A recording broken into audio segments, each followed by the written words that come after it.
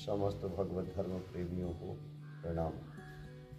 ये परम सौभाग्य का विषय है कि आज हमारे बीच में आप पधारे और मीडिया के माध्यम से, आप अपने चैनल के माध्यम से देश विदेश दूर दूर तक हमारा जो शुद्ध सनातन धर्म है तो उसका प्रचार प्रसार कर रहे हैं। बड़ी खुशी की बात। तो आइए हम पहले अपने जो हमारी सनातन परंपरा है, जो हमारा धर्म है, क्या सिखलाता है, उस तरफ चलते हैं। तो कर्पूर गौरम करुणावतारम संसार सारम भुजगेन्द्रहारम सदा वसंतम हृदयारविंदे भवं भवानी सहितं नमामि। नमामि देवं वरदं वरेण्यं, नमामि देवं च सनातनं, नमामि देवाधिपमीश्वरं हरे, नमामि शंभु जगदैकबंधुं। सबको सुख देने वाले, आनंद प्रदान करने वाले सर्वश्रेष्ठ जो देवताओं में भगवान शंकर जी हैं, उनकी मैं प्रार्थना करता हूँ, स्तुति करता हूँ, उनको मैं प्रणाम करता हूँ। जो देवताओं के भी पालक हैं और ईश्वर पापहरीश्वर, ऐसे भगवान शिव को मैं नमस्कार करता हूँ, प्रणाम करता हूँ। ईश्वर सत्य है, सत्य ही शिव है और शिव ही सुंदर है। जैसा कि बताया गया है कि सत्यम शिवम सुंदरम, इसलिए शिव समान दाता नहीं विपत विदारणहार, लज्जा जन की राखी वर्धा के असवार। तो भोलेनाथ जिनको हम शिव कहते हैं, कण कण में भगवान शिव की सत्ता विराजमान है। जो परमात्मा शिव का स्मरण कर लेता है और उनका स्तवन कर लेता है, स्तुति कर लेता है, ध्यान कर लेता है, तो निश्चित रूप से उसके जीवन के दुख दरिद्र क्लेश कष्ट जो है दूर हो जाते हैं। ये हमारी सनातन परंपरा है। शिव ही जगत का संहार करने वाले, शिव ही पालन करने वाले हैं। शिव माने देवताओं के भी देवता हैं। और शिव यानी यह कहें कि अगर जीव के अंदर से शिव यानी आत्मा निकल जाए तो यह शरीर सब के समान हो जाता है, मुर्दे के समान हो जाता है। इस प्रकार से संसार में जन्म लेने वाले प्रत्येक मानव को एक ना एक दिन सबसे पहले अपने परिवार का एक श्रेष्ठ बनना पड़ता है। जो व्यक्ति जन्म लिया है वही एक दिन परिवार का श्रेष्ठ यानी मुखिया बनता है। पहले बालक रहता है, फिर जवान रहता है, फिर पिता बनता है। ऐसे चाहे स्त्री हो या पुरुष हो, उसको एक ना एक दिन श्रेष्ठ बनना पड़ता है, परिवार का मुखिया बनना पड़ता है। तो ऐसे परिवार हमारे संसार के एक सदस्य में से श्रेष्ठ सदस्य हमारे शिव जी हैं। तो शिव की पूजा करने वाले, शिव की उपासना करने वाले व्यक्ति यदि अपने परिवार को श्रेष्ठ बनाना चाहते हैं, परिवार में श्रेष्ठ बनना चाहते हैं, तो उनको परमात्मा शिव का ध्यान अवश्य करना चाहिए, पूजन करना चाहिए, पाठ करना चाहिए। और आज आप देख रहे हैं कि शिव सत्य ही शिव है और शिव ही सुंदर है। तो सत्य परमात्मा सत्य है, शिव सत्य है। तो नमः शिवाय मंत्र पंचाक्षर जपत मिटत सब क्लेश भयंकर। जो नमः शिवाय हैं जप करता रहता है, स्मरण करता रहता है, तो उसके शरीर के पाप ताप संताप सब दूर होते रहते हैं। श्रेष्ठ परिवार में बनने के लिए, श्रेष्ठ परिवार को, सुंदर परिवार को चलाने के लिए अपने को भी श्रेष्ठ बनना पड़ेगा। शिव जी श्रेष्ठ थे। शिव जी के पास जितने देखते हैं जो एक दूसरे के विपरीत मानते हैं, जैसे गरुड़ हो गया, सर्प हो गया, मूषक हो गया, गणेश जी हो गए, कार्तिकेय जी, कितना लंबा परिवार, भूत प्रेत पिशाच, लेकिन शिव जी ने सबको संभाल करके रखा। ऐसे जो श्रेष्ठ अपने परिवार को श्रेष्ठ बन करके पूरे परिवार का, सुंदर परिवार का संचालन करना चाहता है, उसके शिव जी उसको शिव जी के बताए हुए मार्ग का अनुसरण करना चाहिए और निश्चित रूप से उस मार्ग पे चल करके अनुसरण करके और एक न एक दिन वह समाज में, परिवार में, देश में श्रेष्ठ बन सकता है। आज आप देखें कि कितने लोग जाकर के और केदारनाथ में भोलेनाथ कहते हैं कि शिव जी, शंकर जी साक्षात विराजमान है। वहाँ भी जाकर के लोग तपस्या करते हैं, साधना करते हैं, सिद्धियां प्राप्त करते हैं और देश का, समाज का कल्याण करते हैं। वर्तमान में तो आपके भारत के प्रधानमंत्री नरेंद्र मोदी भी कई बार वहाँ पर गए और भगवान शिव की स्तुति, भगवान शिव का आशीर्वाद लिए। दूसरी चीज आजकल देख रहे हैं कि परिवार में जिस तरह से 2, 4, 10 व्यक्ति हो जाएं एक परिवार में, तो कलह ही कलह बनी रहती है। शांति कैसे हो? तो शांति का एक सुंदर सुगम उपाय है कि हम शिव की आराधना करें, शिव का पूजन करें, शिव का स्तवन करें। तो निश्चित रूप से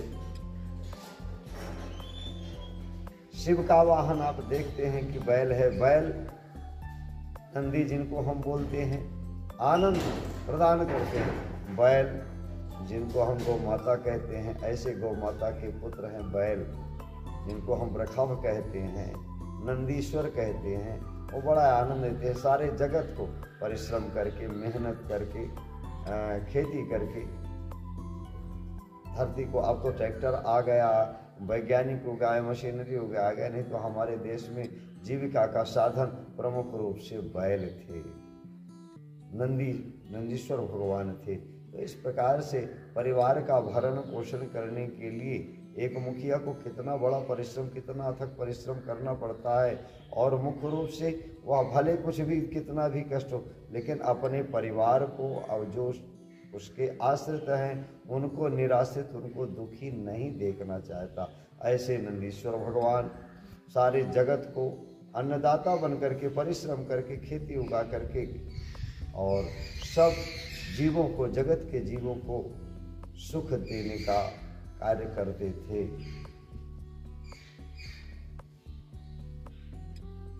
परमात्मा की जस मर्यादा जगत की बांध देन करतार, देव धनुज नर नाग सुर को उनमें टरहार। इतनी सुंदर मर्यादा में परमात्मा शिव ने हम आप सबको बांधा है और सुंदर सत्कर्म करने के लिए प्रेरित किया है। शिव समान दाता नहीं विपत विदारण। शिव शंकर जी के समान कोई भी देने वाला नहीं। गाल बजाने से, एक लोटा जल चढ़ाने से, बेलपत्र चढ़ाने से, हर हर हर महादेव कह देने से प्रसन्न हो जाते। उनके समान दानी, उनके समान उदार औढ़रदानी कोई भी ऐसे देवता नहीं। तो देवताओं के मंडल में, देवमंडल में एक प्रमुख रूप से हमारे शिव जी का बहुत बड़ा आदर्श, बहुत बड़ा एक स्थान है, जिनका स्मरण 33 कोट देवी देवता सभी जन करते हैं। और शिव जी ने तो परिवार का संचालन करने के लिए मूस भी है उनके पास, सांप भी है, बिच्छू भी है, ततैया भी है, भूत भी है, प्रेत भी है। आज हमारे बीच में अगर कोई थोड़ा दुर्बल पड़ गया, असहाय पड़ गया, कमजोर पड़ गया, तो हम परिवार में कलह सी हो जाती है। लेकिन परिवार को संगठित करने के लिए शिव जी का एक उदाहरण, शिव जी का परिवार, और हम सब आप शिव के परिवार के सत्य है। शिव जी की बहुत बड़ी कृपा। तो जो मानव शिव जी के चरित्र को स्मरण करता है, शिव जी की लीला को स्मरण करता है, शिव जी का ध्यान करता है, पूजन करता है, पाठ करता है, उनके बताए हुए मार्ग पे चलने का प्रयास करता है, तो निश्चित रूप से समाज में, परिवार में, घर में वह सर्वोत्त उत्कृष्ट चरम तक, अपने लक्ष्य तक पहुंच जाता है। चाहे विद्यार्थी हो, चाहे धनार्थी हो, चाहे व्यवसायी हो, कोई भी हो, चाहे नर हो या नारी हो। तो शिव जी का चरित्र बड़ा ही सुंदर है। शिव जी ने इतना ही नहीं, सबका सम्मान किया। जितने 33 कोट देवी देवता हैं, यहाँ तक कि आपने शिव पुराण के माध्यम से शिव जी के चरित्र को श्रवण किया होगा कि एक बार दक्ष प्रजापति, दक्ष माने होता है कुशल, जो कुशल हो उसी को दक्ष कहते हैं। तो प्रजापति ने दक्ष ने एक बार शिव जी का अपमान किया था, और शिव जी का अपमान करने का मतलब आप समझ रहे हैं कि उस अपमान के पीछे फिर शिव दक्ष को जो है अपनी जान गंवानी पड़ी थी। उसने फिर यज्ञ किया, उसके यज्ञ में पार्वती जी जाना चाहिए, शिव जी ने मना किया, और विद्वेष के कारण, अपमान के कारण, ईर्ष्या के कारण दक्ष प्रजापति ने शिव जी को आमंत्रित नहीं किया, और शिव जी के साथ साथ अपनी बेटी पार्वती को भी निमंत्रित नहीं किया। लेकिन जब आकाश मार्ग से विमान जा रहे थे, बड़ा कौतूहल हो रहा था, तो पार्वती जी ने पूछा शिव जी से, भोलेनाथ बताइए कि देवतागण आज कहाँ जा रहे हैं। शिव जी ने बताया कि हाँ, तुम नहीं जानती, तुम्हारे पिताजी के यहाँ बहुत बड़ा यज्ञ हो रहा है, तो वहाँ जा रहे हैं सब। तो पार्वती जी ने पूछा कि तो अपने लिए निमंत्रण नहीं आया? हाँ बोले, हाँ नहीं आया। फिर भी शिव जी ने समझाया, पिता के यहाँ, गुरु के यहाँ, ऐसे लोगों के यहाँ ना बुलाए तब भी जाना चाहिए, धार्मिक अनुष्ठान है। ऐसा शिव जी ने पार्वती जी को ज्ञान दिया था। लेकिन जहाँ अपमान हो वहाँ नहीं जाना चाहिए, बिना बुलाए कहीं भी जाना नहीं चाहिए। लेकिन अब तो पार्वती जी ने ठान दिया कि नहीं, हमारे पिताजी क्या, मैं तो अवश्य जाऊंगी। और जब पार्वती जी वहाँ पर पहुँची तो सभी लोग एक दूसरे से मिल रहे थे, लेकिन पार्वती जी को से ना तो दक्ष ने मुंह फेर लिया, दक्ष भी नहीं मिला, और जो सुहृद संबंधी थे वो भी नहीं। उन्होंने सबको पता था कि इनका तो निमंत्रण नहीं किया, बिना बुलाए आए हैं, बिना बुलाए जाने पर अपमान होता है। और यह वहाँ पर जाकर के जब पार्वती जी ने शिव सबका स्थान देखा, सबका भाग देखा, लेकिन शिव जी का भाग वहाँ पर उनको कहीं भी दिखाई नहीं दिया। और ज्वाला भड़क उठी, उनको बड़ा अंतर द्वंद्व हुआ, दुख हुआ, कष्ट हुआ, और उन्होंने अपने आप को उस दक्ष की यज्ञ में, हवन कुंड में अपने आप को समाहित कर दिया। जब यह समाचार भोलेनाथ जी को मिला तो भोलेनाथ नंदी आदि को लेकर के और दक्ष के यहाँ चढ़ाई कर दी, अपने बहुत अनुचरों को भेजा। और यह बड़ी लंबी कथा शिव पुराणों, श्रीमद् भागवत महापुराण में आती है। तो परिवार को, देश को, समाज को सुंदर, सुव्यवस्थित, संगठित रूप से चलाने के लिए, अपने आप को, अपने शरीर को, अपनी दैनिक दिनचर्या को चलाने के लिए शिव जी का जो ध्यान करता है, शिव जी के बताए हुए मार्ग पे चलता है, वही तो सच्चा शिव भक्त है, शिव अनुयायी है, और निश्चित रूप से वह अपने लक्ष्य को प्राप्त कर लेता है। और जो शिव को तिरस्कृत करके चलता है तो उसका न जगत में, न समाज में, न परिवार में कहीं भी कल्याण नहीं होता, उसे हर जगह अपमान ही अपमान सहना पड़ता है।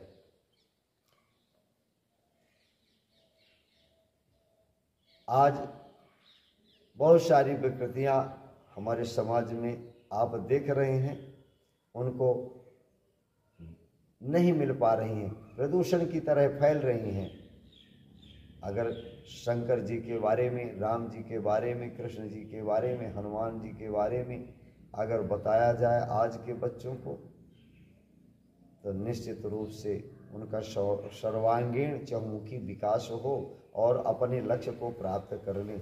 आज चाहे विद्यार्थी हो, विद्या प्राप्त करना चाहे, धनार्थी अगर धन प्राप्त करना चाहे, पुत्रार्थी जो है पुत्र प्राप्त करना चाहे, तो निश्चित रूप से शंकर जी की जो ब्रह्म मुहूर्त में उठ करके और स्तवन कर ले, पूजा कर ले, पाठ कर ले, और सबको उनके कर्तृत्व के बारे में, दिनचर्या के बारे में बताए, तो निश्चित रूप से जीव का कल्याण होता है।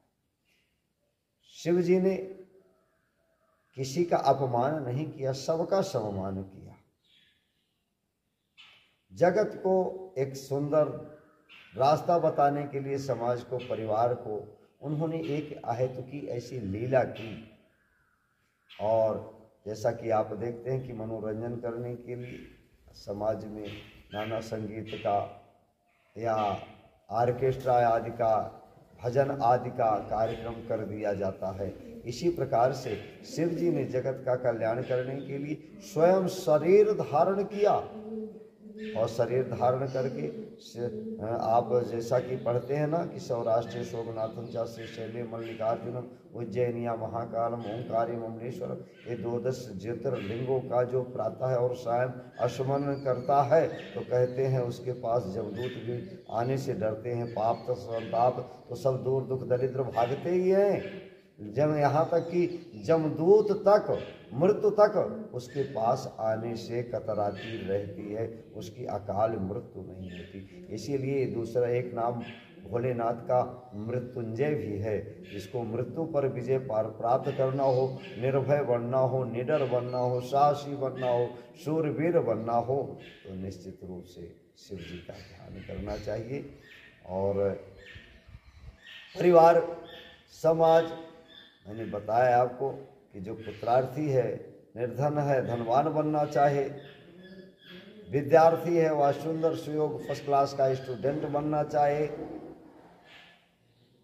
और उनको निश्चित रूप से सुबह उठ करके शिव जी के, और शिव और कहीं नहीं, यस्य रागादिनानो मनोदूषितम तेन काशी अयोध्या गतावानवा, जेन माता पिता सेवया पूजितौ मंदिरे तेन पूजा कृतावानवा।